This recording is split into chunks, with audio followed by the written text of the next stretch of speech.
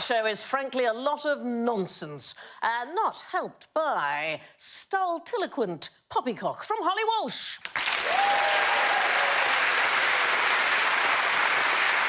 Fragmentary codswallop from Nish Kumar.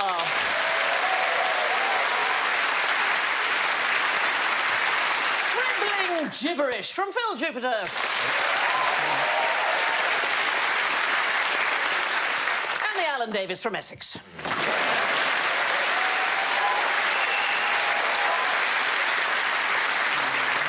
Buzzers sound like nonsense too. Holly goes. The trouble with kittens is that... Nish goes. While they're sat on the mat, they get fat. And Phil goes. They grow and they grow, and the next thing you know... And Alan goes. Your kitten's a boring old cat. Love that. So, your first task tonight is to say something completely nonsensical that sounds profound. That's what I would like. Nish, you got any thoughts? I always find that when people say, I make my own luck, I think that is the biggest load of nonsense. Yeah. Because if you make it, that's not luck. Yeah. That's not how luck works. No. Phil, have you got a profound sentiment for me? Well, it's the centenary this year of the establishment of the Dada art group set up at Cabaret Voltaire in Zurich. And Richard Horsenbeck was a Dada artist. And he wrote a long poem called Fantastic Prayers, and a couple of sections from it are Biribum, the ox runs down the circulum. Voila, here are the engineers with their assignment. Light mines to throw in a still, crude state. Some showers. Is it part poem, part weather report? Basically, because whenever you say anything nonsense like that, I do always think falling slightly at the end of it. Yeah. It just becomes shipping forecast to me. What about you, Alan? Well, I like things that sound like proverbs. And the important thing about them is that they are always reversible. So I've come up with a couple. You can change your mind, but you can't change your brain. Oh, that's so crazy. The alternative is you can't change your brain, but you can change your mind. Wow, that's the sort of thing a teacher would say to you and nod as if it meant something. Means bugger all. Another one is you can't jump without landing. Equally, you can't land without jumping. I just need time to think about that. This is the sort of thing that we should definitely be smoking weed and listening to. Like, you would be a weed guru with this stuff. You could say things like, a dry man is not swimming. So messed up, man. A swimming man is never dry. No. There's a geezer with a sticker factory in Kettering now who's writing all these down. This is gold! Have you got any profound thoughts for me? Well, I just like when you're standing on a train platform and they go, any unattended items will be destroyed without warning. And I'm always like, wow. That is a warning. Yeah. It makes no sense to me. Does that include a child? Is a child an item? I bet you'd sell a lot of children's T-shirts if it just said, I am not an unattended item. Do not destroy. There's a fantastic website called the New Age Bullshit Generator. And what it does, it takes buzzwords from New Age tweets and it combines them to create, well, syntactically correct, a profound-sounding nonsense, such as hidden meaning transforms unparalleled abstract beauty. It's a Coldplay B-side, isn't it? The infinite is calling to us via superpositions of possibilities. These all just sound like Morrissey lyrics. The infinite is calling to us. I really like them. Perceptual reality transcends subtle truth. And I think we've all felt like that at some point. Consciousness is the growth of coherence and of us. So here's the thing. Canadian researchers asked subjects to rate the various sentences that I've been reading out on a scale of 1 to 5, OK? The statements received an average score of 2.6. Somewhat profound. And the researchers concluded these results indicate that our participants largely failed to detect that the statements are bullshit. Yeah, and also they're just trying to put a number in the middle so they can't be wrong. Yeah, just it's got to be in here somewhere. Well, Yeah. how many out of 5? 3. Don't ask me anything else. That's like multiple choice at your O levels, isn't it? C, C, C, C, B for a change. C. All sorts of sentences people found profound, like, most people enjoy some sort of music. And there's lots of nonsense out there, particularly on the internet. 2014, the German scientific publisher Springer and also the American Institute of Electrical and Electronic Engineers had to remove more than 120 papers from their website because they discovered they were computer-generated nonsense. Have you ever seen those computer-generated novels? So they did Moby Dick with the words swapped for meows of the same length. So call me Ishmael is meow me meow. They did another one. It's a novel which is made of unconnected excerpts from online database of teenage girls' accounts of their dreams. And it's a complete novel. But it's not just computers that can generate rubbish or things you don't understand. So the Delphic oracle was proverbial for its ambiguous one. Wow, she's got weird legs. That's a skill, isn't it? To hover on stilts like that is a fantastic That's the sort of thing. thing you see in Covent Garden, isn't it? Yes. They usually have a Yoda costume over the top. I'm quite alarmed because all of those men sort of look like me. Oh, yeah. There is a look. Blue Wicked had a different sort of packaging in those days. So, lots of ambiguous one-liners. Croesus was king of Lydia. He asked for advice on whether he should attack Persia, and he was told, if you cross the river, a great empire will be destroyed. And he thought, fantastic, thinks I should do this. And, of course, the great empire was his own that was destroyed. And there's another piece of advice that was given. You will go, you will return, never in war will you perish. So it's one of those things that it depends how you punctuate it. You will go, you will return, never in war will you perish, or you will go, you will return never. In war will you perish.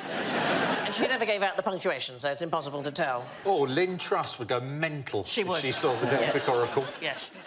Many people can't tell profound truth from complete nonsense, but then again, as a wise man once said, no legs too short to reach the ground. Talking of legs of different lengths, why is netball nonsense? It's just the worst sport ever Oh, invented. my goodness, yes. I think you and I could do an hour on this. It should be banned because it's not fair. No.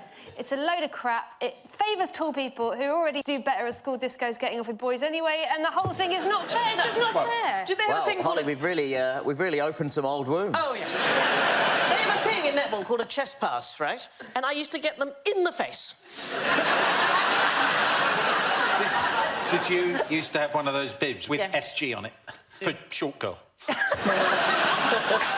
they put you against somebody, some girl 6 foot tall, who's going to mark you, and she just stands there for the whole time like Just that. doing that. This is what she does. She does this for like Yeah. 40 minutes. That. And that's it. That's all you can do. It's so galling. But one of the great puzzles of netball, apart from why anybody would want to play it, is that it has tremendous restriction on movement. So why would you want to restrict players to certain areas of the court? Isn't it just to avoid contact?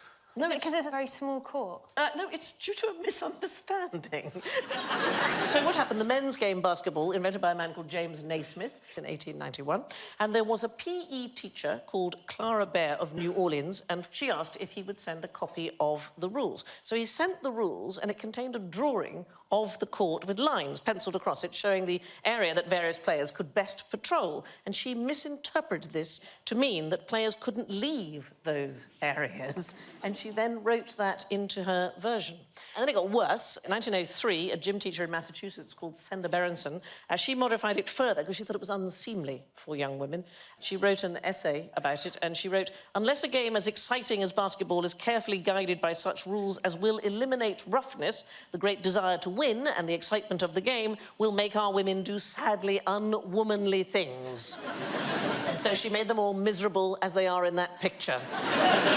So she banned tackling, and she instituted the 3-second time limit for holding the ball, and basically didn't think that people should run backwards and forwards because the girls' hearts would become what she called hypertrophic if they ran too far. I mean, rounders was always the best of all the sports. Yeah, I liked rounders. Yeah. I was dreadful at all sports. I was the first kid in my school to be put into remedial rugby. So they gave me a round ball because they were like, this kid's going to have his eye out on the points. Like... At school, we had 3 divisions for swimming. We had A, B and C, and I was in F. Just floating. Yeah. Do you like kabaddi?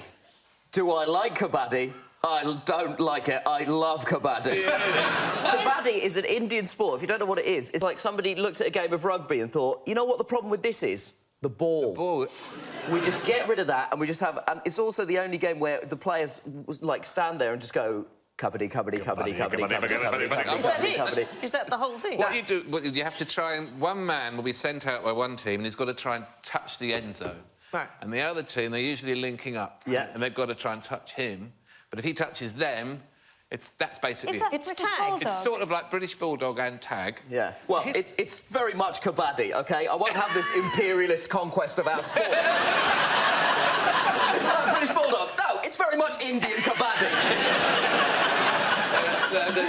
You may take our Cohen or Diamond, but you'll never take our kabaddi. Sounds like a good game, but it sounds like what it needs is kissing. But it's the only sport where, during the sport, you just say the name of the sport. It would be like a footballer kicking a ball and just going, football. Do people get injured in it? Yeah, Do you get injured? Is it rough? I think it's one of those sports that looks pretty rough. They The do other grab thing hold that's of each weird other. about it is, yeah, they're sort of all in kind of loincloths. Now it's all good. So if you tuned in, you would think you were watching a particularly strange piece of all-male erotica. Well, I was watching on YouTube yesterday this Turkish sport where they all get oiled up, this is genuinely true, and they wear leather trousers and they wrestle each other, and the competition is to get their hands down the front of the trousers. Like, that's how you win the points. It's not a sport! Is it possible the subtitles were less than correct? It was being done in this big field and there were loads of people watching, and like elderly gentlemen who you wouldn't imagine would be into that sort of thing, and they were these younger men were doing it, and they were it was really serious. You're on YouTube watching Turkish dogging. I'm not joking. I'm so serious. I'm wondering if some of these Turkish rules couldn't be introduced to kabaddi. Fantastic. We should have a QI kabaddi team. Would it be us versus other panel shows? Oh, that's a very interesting idea. Oh, man, Yeah. I wouldn't want to go up against the Have I Got News For You kabaddi team. I reckon his lot's got moves. I think pointless kabaddi. Here's Richard Osman. We're finally onto the sport that television needs, is what I think. Celebrity deathmatch kabaddi. Write this down. Fantastic. Oh, we've invented a new sport. It was well worth the whole thing. From nonsense to neuroscience. What's the worst noise in the world? You know. Yes. I believe I've mentioned it before tonight. That would be Coldplay B-sides.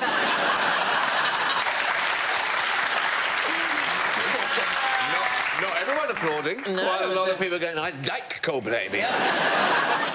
So we have some props where you can make some noises. Oh, hello. Let's have a look. So let's start with Nish and Alan. That's very irritating, isn't it? Wow. Yeah. All right, stop it. Yeah. Do you remember what that is, Nish? This is a vuvuzela, It is a vuvuzela, yes, which absolutely. ruined the 2010 World Cup. It's from a memory. hideous noise, isn't it? Well, luckily I have grade 7 in vuvuzela, so we're fine. Oh, Alan. Fingers on a... That is awful.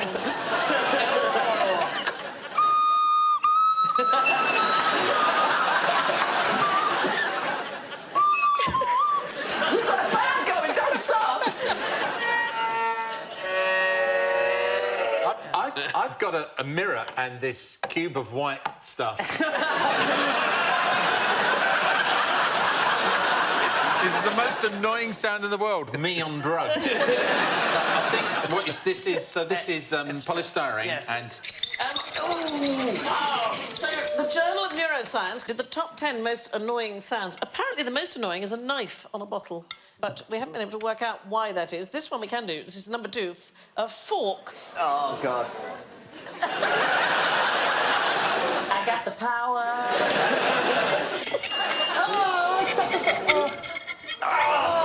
That's very unpleasant, isn't it?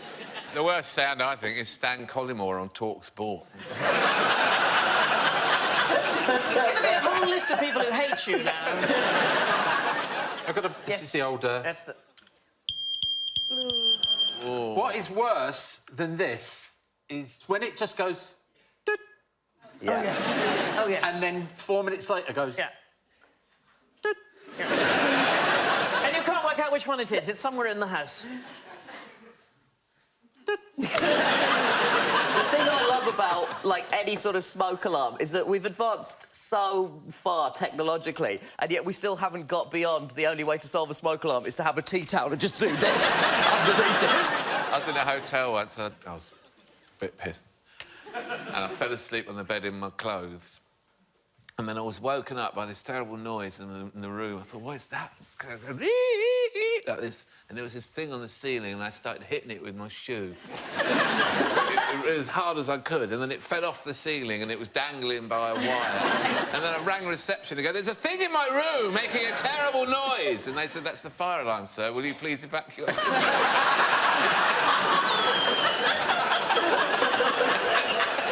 And I said, oh, just so you know, when it went off, it kind of fell from the ceiling. And then I went out on the street and I was the only person in clothes. So I can possibly top all the noises that we have had so far. Has anybody ever seen these being played? Have you seen this being played? Oh, is that... Yes. Yes. So it's an extraordinary noise, but here's the thing. 1761, Benjamin Franklin was visiting in Cambridge, in England, and he saw the glasses being played, and he thought, I can improve on this, and he developed something called a glass harmonica. It's 37 bowls, and they are mounted horizontally on an iron spindle, and they're turned by means of a foot pedal, and the sound is then produced by touching the rims. There it is. It is the most extraordinary noise. So they're painted different colours according to the pitch of the notes. So Franklin used to play this at dinner parties, and it really took off. And thousands were built. There was a factory employing over 100 people making glass harmonicas, and lots of the performers were women. There was a woman called Marianne Davis, and she toured all over Europe. She taught Marie Antoinette to play the glass harmonica. There she is. Here we see Marie Antoinette pleasuring an armadillo. That's one of the worst sounds in the world. Marie Antoinette pleasuring an armadillo. I'll get a tune out of this armadillo, you just watch me. I've important things to tell you about the glass harmonica. Crack on, girl, crack on. No, I want to know about pleasuring an armadillo. That's my brain's gone off in the wrong direction. So anyway, it got a very bad reputation because it was thought at first it had a sort of soothing effect, and then eventually people thought it drove you mad to listen to it, and it would even summon the dead. And people who played it said they got mental anguish from the vibrations. In fact, the chances are they were getting lead poisoning, because the lead was leaching out of the glass and into their system. But Do they ever revive them and get them out for sort of the proms or anything like that? the only time I've ever heard one played is outside Paul Revere's house in Boston. There's a woman who plays, and you give her money to stop. Have we had this whole conversation and no one's mentioned bagpipes? Yes, now what do you think? Are you in favour I'm of against bagpipes. Against, Well, yes. it was for me. I stayed at the Edinburgh Festival one year and I made the mistake of staying in a hotel on Princes Street, and there's a guy with a bagpipe. Yeah. Comes out 10 a.m. Kicks off outside the Waverley Shopping Centre. I was going to hire a sniper. You're inside your hotel trying to hit the fire.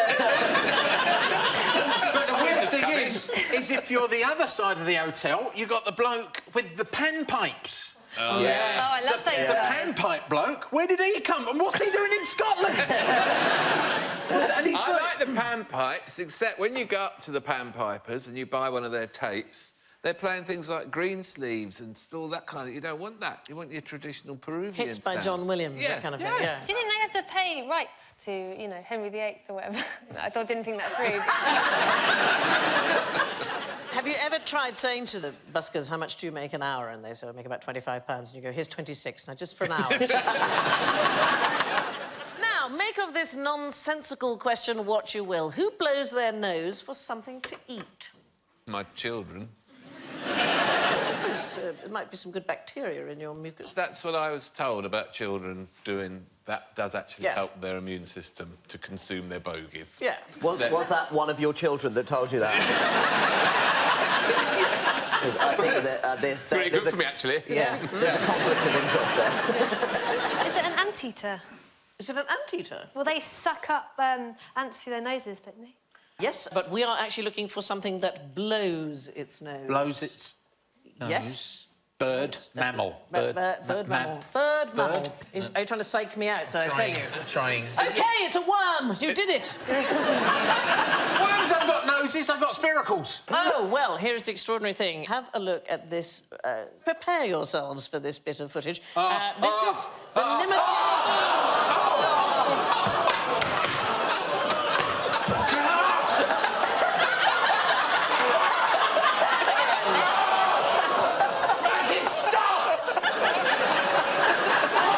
It's called a nemateian, or a ribbon worm, and it literally blows its nose. So it explosively ejects its proboscis from its body in search of food. They're also known as proboscis worms. Is that snot, then? No, it's its nose. And when they detect food or prey, the muscle contractions of the body wall forces the proboscis, that literally its nose, out of the body, and it turns it inside out like a rubber glove. Right. OK?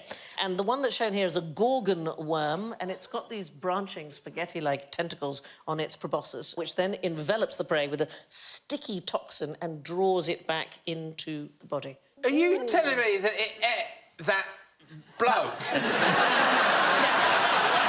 Let's have another look. Let's have one. No, let's not!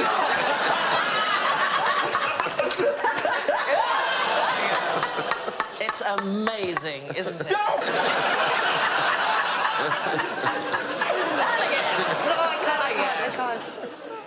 It's like those people on YouTube who watch people squeezing spots and stuff like that. I mean, what is wrong with people? What is wrong with your YouTube search history? Turkish dogging, spot squeezing. Add this to the list. Freaky worm eating a bloke. Holly, thank God we had you on the show so you could take a break from these things. What is that? What is that? Well, OK, here's the thing that'll upset you. This'll upset me. They can regenerate lost body parts, so any nemateian able to do that, but there is one species, and this is it, the Rhamphogorius sanguinus, and it is exceptional. Any body part that is severed, apart from maybe the tip of the tail where there aren't any nerves, can regrow into a new worm. So you could take a worm that is only 15 centimetres long, and it is claimed that more than 200,000 worms could result from that one tiny little worm. That's extraordinary, isn't it? Isn't that unbelievable? Yep. The most common nemateian around the UK is called the bootlace worm. It can grow to enormous lengths. There was one that washed ashore in St Andrews in Scotland in 1864. It was said to be 180 foot long, which makes it arguably the longest of all animals. Extraordinary, aren't they? And now a question from a master of nonsense, Mr. Lewis Carroll. Which is more useful, a clock which is right twice a day or a clock which is right once every 2 years? Wow. Yes. Now, is it going to be that all clocks are right once every 2 years and the clock that's stopped is right twice a day, so it's the first one? Which was the first... If you promise not to show me the worm, I'll say anything you want. I think that clocks are never quite right, but every 2 years they're right. I think That's one of those bullshit statements, isn't it? If it's a 2-year one, is it like losing a second every hour or something like that? Okay, So therefore you can kind of ballpark what time it is. You're exactly right. So the idea that the clock that's right twice a day... Yeah, Alan, well done. It's, of course, stopped. It can't tell us anything about the time, so you'd have no idea when it was right. No. But the clock that's right once every 2 years, that's a clock that loses a minute a day. But you could tell the time from it if you knew how slow it was. And it was a question that Lewis Carroll wrote about in his wonderful miscellany that he wrote called The Rectory Umbrella, and it's one of the things that he was most passionate about. If you think about Alice in Wonderland, the rabbit has got the watch, and he's talking about being late. There's a sort of sense about time in a lot of his writing. He was slightly obsessed with it. Now, if we're talking about telling time, I want you to have a look at this. So this box, it contains... A worm. It's got a worm in it. It's got no dial. It's got... You can see it's got no obvious way of telling the time, but it will tell you the time. Any thoughts as to how you might do it? What's the time? You don't need to take it outdoors. You don't need to take it outdoors. You don't need Do you knock on it and you it... do. It was designed at the Copenhagen Institute of Design. One of the things I'm putting in the show are random Scandinavian facts. This is today's Randy Scandi. So if you have a listen, I will knock on it to ask the time, and it'll knock back what the time is.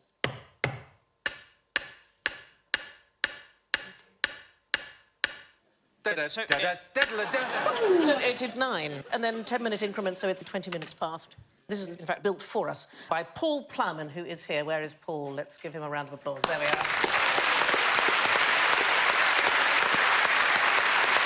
I want one of those. I think that's absolutely fantastic. A clock that runs behind is better than one that doesn't work at all. Now, name a nonsense museum. The Leicester Gas Museum. Is there a gas museum? Yes. I want to go. I went there, it was amazing. And the guy who runs it is a James Bond lookalike. But he asked us to guess who he was a lookalike of, and we didn't get it, so I'm not sure how successful that's not so good. he is. Does he look like of a specific James Bond? He looks like the Scottish guy. Oh, is it unlucky to mention it? I think... Oh, you know, you're not allowed to say... The Scottish Bond. Scottish James Bond. And because we were so enthusiastic, he gave us some British gas tracksuits from 1988. Is he supposed to give away the exhibits? That doesn't seem... My favourite, there's a pencil museum in Cumbria. Which is brilliant. In Keswick. It's Keswick. It's got the world's biggest pencil. Yeah. Which is massive. Yeah. You go and they show you how they make pencils. They show you how pencils are invented. You can have a pencil with your name on it. Like the best museum in the world. Until I went to McLean in Texas, where they have the barbed wire museum. They do. How do you get in? Barbed wire is the thing that changed the entire face of America, because that thing that we think about, the Wild West, was only about a 20-year period of history, because barbed wire came in and it was impossible to drive cattle across the country, so it's hugely important. Yeah. But it is an extraordinary Oh, yeah, museum. yeah, it's great. That piece of barbed wire there, that's over 200-year-old. The best museum I've ever been to is the Margaret Mitchell Museum, which is in Atlanta, Georgia, and Margaret Mitchell, of course, wrote Gone with the Wind. Yeah. And there was a big picture behind the woman selling the tickets, and it was a massive fire. I said, oh, what's a picture from? She said, well, unfortunately, 1982, the museum burnt down. I said, oh, it's a shame. Did you rebuild it? Yes, we rebuilt it. And unfortunately, 4 years later, darn thing burnt down again. And the result is they have nothing that ever belonged to Margaret Mitchell. So you get shown around and they say, this chair here is very like. Everything is very like. The Titanic Museum in Belfast, which Yeah. they've got a reproduction of the central staircase in the main atrium on the Titanic. And the thing is, you're not allowed to see the staircase. It's in a shut-off bit. And you go, where's the staircase? You go, that's upstairs, and you can only go if you have Sunday tea. I go, it's Wednesday. Come back Sunday and have tea. Then you can see the stairs. It's great. They got carpet on them. Then you go in the museum and you think, oh, there's going to be all manner of Titanic knickknacks. Yeah. They got one letter written by a doctor that was actually on the Titanic. A letter. It's a Titanic museum. Yeah, but I liked it because of all the things about how many rivets there were. Yeah. I was once on one of those tours around Manhattan, and we went under the Verrazano Narrows Bridge, and the guy said, this bridge is enormous, and he said, how many rivets it had? He said, if you took all the pieces it took to make this bridge and you laid them end to end, the bridge would fall down. Anyway, there is actually a nonsense museum. The Nonseum in Herrenbaumgarten in Austria. It was founded in 1994, and it houses a collection of absurdist items. So it has things like the selfie rifle. One previous. Yeah. This crockery set, I think, is a very useful thing. This is divorce crockery. And then these are keyhole-shaped spectacles for voyeurs.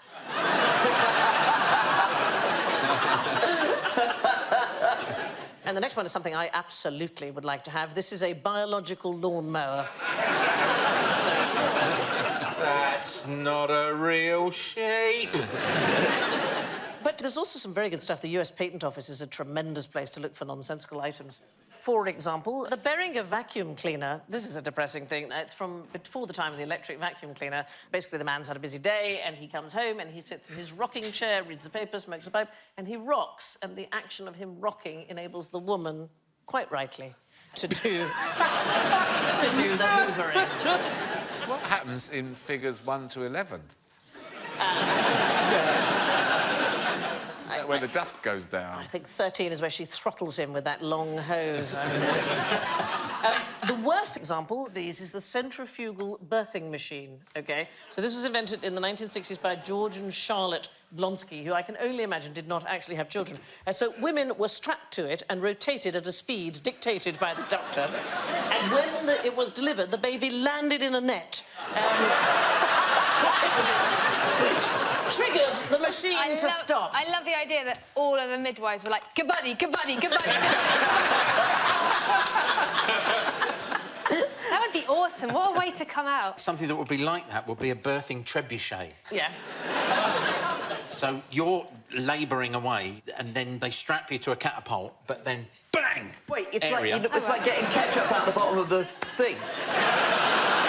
Just the force of the boom, the Yeah. whoa! You've forgotten the cord, Phil. That baby's coming back.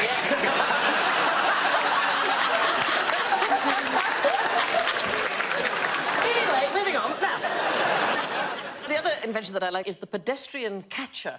So when they first got trams in Los Angeles, they were very worried that it was going to hit some pedestrians. And, you know, on old-fashioned American trains, there used to be a thing called a cow catcher. Yeah. And they thought, well, we have something rather similar. But they didn't want to knock people out the way, so they put a long, thin, upholstered sofa across the front of the tram. So the idea, it would comfortably catch you. Just carry on. What they really should have is a bouncy castle on the front. Yeah. Of every vehicle. Everything. Yeah. You know what they call a bouncy castle in America? A bounce house. Do they? Yeah, we call it a bouncy castle. I think that says so much about our regard for history. Yes. Peasants. In America, there are 3 places called Fort Nonsense, but only one called Nowhere. What's the official name for the middle of nowhere? There's a place in the world that is the middle of nowhere. Well, Croydon? I'm from Croydon, so I can say that, OK?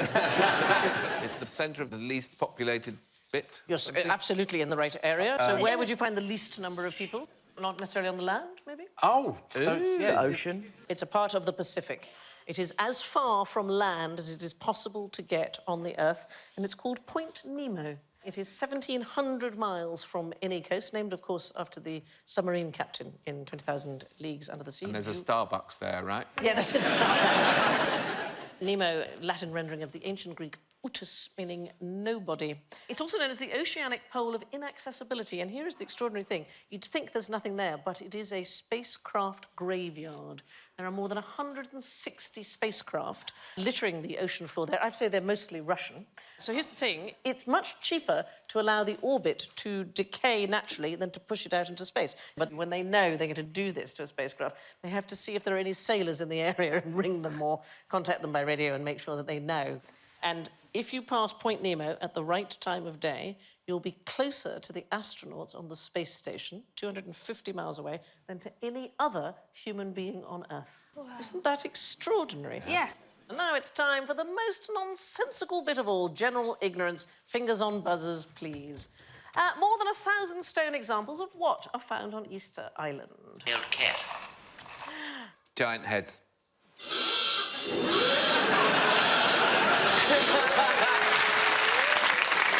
There are are giant heads. They're called moai. There's 887 of them, but it isn't the thing that there's more than 1,000 of. There are more than 1,000, 1,233, in fact, chicken stone houses. There they are.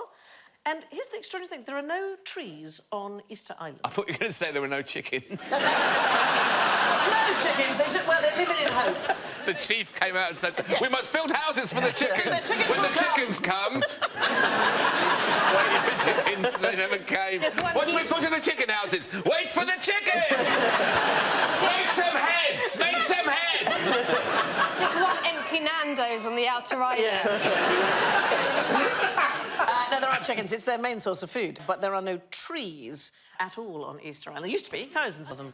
So what are you going to do to protect your chickens? And what you did was you built a house like this with a single small entrance that you could close up with a suitable flush-fitting stone, and your neighbour would be unable to find the entrance. I think I've lived in London for too long, because I'm looking at that thinking, looks all right. Yeah. 600 a month? Yes, please. Let's have a look at the heads. What's missing from this picture of a moai? Well, weirdly enough, they used to have a sort of top knot, a red top knot, so huge kind of headpieces. We don't know why, or indeed how they got them up there, but something else is missing. The rest of his body is underground. The body, absolutely right, Yeah. People used to think that there were only heads, but in fact they have bodies as well. And the other thing they used to have eyes. Extraordinary eyes that were detachable. They were made of coral, and they were inserted for special occasions. Like my nan. Stick your eye in for a special occasion. Yeah, stick the eyes in. Coral eyes in. The volcano where the stones come from, Ranuraraku, which is where they were carved. The only volcano named by Scooby-Doo. Yeah. What volcano are we going to, Scoop?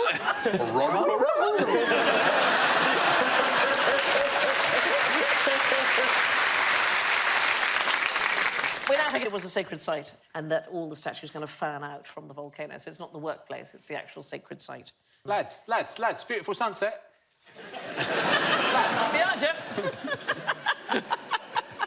It does look like a ancient stone carving of a stag do. And the one with the brick on his head, it was the stag. Anyway, how many Rex Britanniae have been called Alan? 1. 1 is the absolutely right answer. Very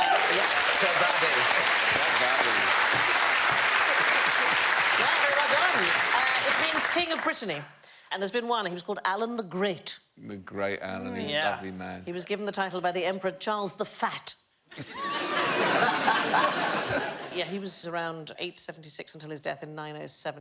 By the time he died, there was another emperor, Charles the Simple. When did they switch to the number system for naming the Charleses? Yeah. Well, when you had to have hotmail addresses. Yeah, that's true. Alan's main adversary, you have to say rather carefully, because he's called F-U-L-K. What do you think? Fulk of Anjou? Yeah. Is that... I don't fucking know.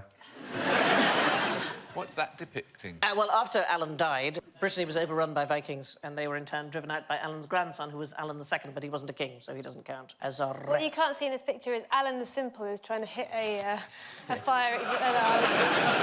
just to the right, off shot. Got his shoe off. Yeah. Just a sandal. Brittany was the original Little Britain, as opposed to Great Britain. That's absolutely right. And lots of the names that we have now come from there, because after the Normans came... Yeah, exactly. David, Robert, Alan, all our names are French. We're just saying them wrong. We just, yeah. Even Nish? Not Nish. I don't know if you came with the Normans, that's part of the Norman Kabaddi team. Oh, Who wouldn't wow, want to see that? Kabaddi. Just all on a tapestry going on. In days of yore, Alan the Great was a celebrated king of Brittany. Now, this spider is called the house spider, but what is its natural habitat? Get fat. Yes, Nish. A house. You're absolutely right.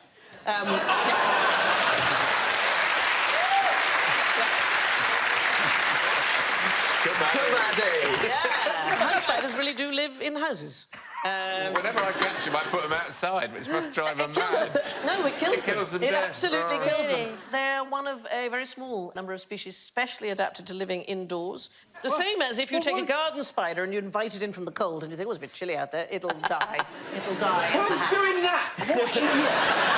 What idiot is going out looking for feral spiders to bring indoors? So really, you need a spider cupboard. Yes. There's a special cupboard in your house. When you catch a spider, you put it in the spider cupboard. They're all in there together. Yeah. You put some What flies kind in of there and there. hellish arrangement is I just think it's probably a good thing that Peter Parker wasn't bitten by a radioactive house spider, because it would have been a very short film of him just going, hanging I've got on all the this ceiling. power, yeah. It walks out of the house, dead, immediately. He has to stay indoors. Go, there's a criminal! He's just able to phone the police. Chase him! Chase him! Spider-Man, come out! Can't come out! Can't come out! I'm a house Spider-Man. Iron Man would go rusty, right? Yeah, Rusty. exactly, yeah, Same yeah, thing, yeah. the number would go, can't come out, it's raining! It's like I'll freeze up! And Batman just gets smacked by someone's shoe. Certain people get really itchy eyes around Catwoman. Yeah. Bruce Banner's in therapy, never Yeah. gets annoyed. Anyway, moving on. Now, what phrase do you use to end a radio conversation? Come on, someone, don't make me do it. Go on, Holly. Do you get over and out? I bought my kids walkie-talkies, and they knew about over and out, but they didn't know how to say it, and so I could hear them in the house going, out and in, out and in. No. Over means this is the end of my transmission to you and a response is necessary. Go ahead, transmit. Out means this is the end of my transmission to you and no answer is required and expected. So over and out would technically mean you can talk now if you want, but I'm not going to be listening. You know when you're on the phone to someone and they sort of like drop out of reception and it goes beep, beep, beep, and you know that, oh, they've cut off. I'd love to be able to do that in normal conversation with someone. So if they just bore me, Yeah, I just sit say. there and go beep, beep, beep, and then they just know to give up. The thing I always do is if I'm on a train and my signal's gone, but I've continued talking for at least another minute, and then you have to save face by having a full hour-long conversation. Just with yourself. Yeah, no, it is, yeah. I am so on the phone. So what about Roger Wilco? Lovely fella. Yeah. There he is. He was quite a licker, I reckon. He's quite a looker. I think he's quite I thought you handsome. said liquor. It was hard to say. Roger Wilco, that's, I understand I will cooperate, isn't it? So, Roger, I've received your last transmission satisfactorily. Radio check is loud and clear. But Wilco is I understand and will comply, so the Roger part is redundant. You'd never use the two together. Well, that's quite enough of this nonsense. Let's have a look at the scores. And I can tell you... Oh, we have a tie for first place. They both have... Fight. Fight. Kabaddi, kabaddi, kabaddi, kabaddi. They both have 3 points. It's Phil and Nish.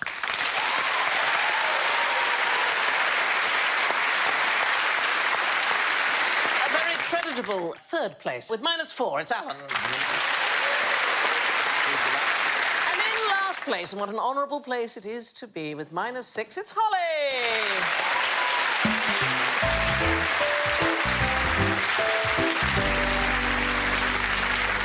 It only remains me to thank Holly, Phil, Nish and Alan, and I leave you with this account of a bit of old nonsense from the London Evening Standard.